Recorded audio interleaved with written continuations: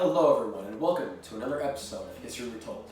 In today's episode, we're going to be looking at the causes of the Cuban Missile Crisis to better understand its significance and how it plays a part in world history. The Cuban Missile Crisis was one of the biggest standstills in human history. And to understand it, firstly, we must look at the history of Cuba. Our story begins after the Spanish-American War. After the Spanish-American War, Cuba was now under control of the United States. And now with Cuba being under control of the United States, America passed the Platt Amendment in 1901, which allowed it to maintain a major presence in Cuba. The amendment also limited Cuba's ability to make foreign policy or trade deals without first consulting the United States. Cuba's government was corrupt at the time, and with a lot of pressure on Cubans, they ended up signing the agreement. Now, to better understand what happened after the Platt Amendment, let's hop over the following.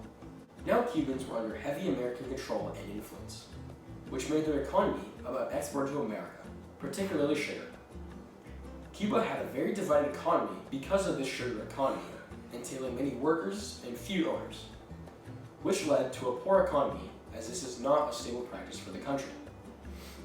Because of the control of Cuba that was hurting the country, Cuban revolutionaries, the Castro brothers, decided to stand up and start attacking the government. Because of the heavy economical divide in Cuba, Castro's beliefs were based on communist ideals, as the main principles of the ideology would be applicable. Then Cuba's government was overthrown by the communist leader Fidel Castro. Now let's bring our story to Russia and America. Russia and America were at conflict because of the conclusion of the Yalta Conference, showing the fight between communism and capitalism after World War II. America used nuclear power to end the war, showing that Russia needed to arm themselves as well. Then, the arms race between America and the Soviet Union began. After Russia successfully created nuclear weapons, both sides felt that they could instantly destroy the other because of their new powers, creating high escalation. Because of the newly communist Cuba, Americans became scared of the communist regime in their backyard, and they then wanted to eliminate this regime. To do this, they created an ex-Cuban militant force to invade Cuba back, in the invasion known as the Invasion of the Bay of Pigs. This invasion was unsuccessful because of less American involvement, due to them not wanting to seem involved in invading other communist countries. Now that Cuba was aware of American intentions, Cuba sought out foreign aid for defense. Cubans found foreign aid from the Soviet Union on the basis of them both having poor relations with the United States. The Cubans convinced Russians for defense from America by allowing the placement of intermediate-range nuclear missile sites, which are arranged in the continent of the US. The Cuban people were indifferent about this. They were happy to host Soviet missiles, but were alarmed by Khrushchev's insistence that should be installed secretly. This was due to Khrushchev wanting to have an unknown surprise advantage over the United States. Khrushchev was also incentivized to place missiles in Cuba due to the close-range missiles placed in Italy and Turkey that were in range of Russia.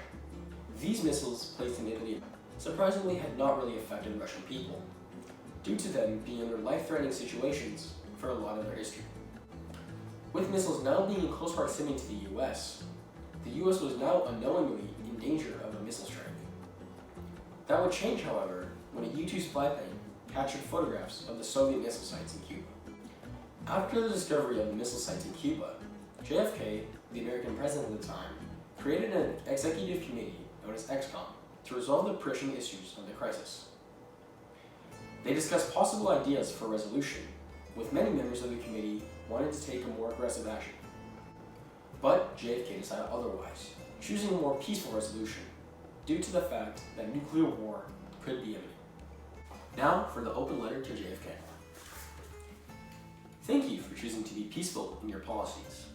Without your decisions, the world may not be what it is today. I congratulate you on overcoming one of your biggest presidential controversies. Sadly, you could not overcome them all. Best wishes, from Bill Savage. After the conclusion of ExComm, JFK aired a public announcement to show what was really happening in Cuba and what the Americans were going to do about it. Good evening, my fellow citizens. This government, as promised, has maintained the closest surveillance of the Soviet military buildup on the island of Cuba. Within the past week, unmistakable evidence has established the fact that a series of offensive missile sites is now in preparation on that imprisoned island. The purpose of these bases can be none other than to provide a nuclear strike capability against the Western Hemisphere. Upon receiving the first preliminary hard information of this nature last Tuesday morning at 9 a.m., I directed that our surveillance be stepped up. And having now confirmed and completed our evaluation of the evidence and our decision on a course of action, this government feels obliged to report this new crisis to you in fullest detail. Because of this announcement, many of the American people were scared, due to this being the first time in American history that America was in true fear of being killed. In the public announcement, JFK said that American naval blockade would be placed in waters around Cuba to stop future ships from Russia supplying the nuclear missile sites in Cuba. After Russian ships came across the naval blockade, the Soviets found this to be an act of aggression.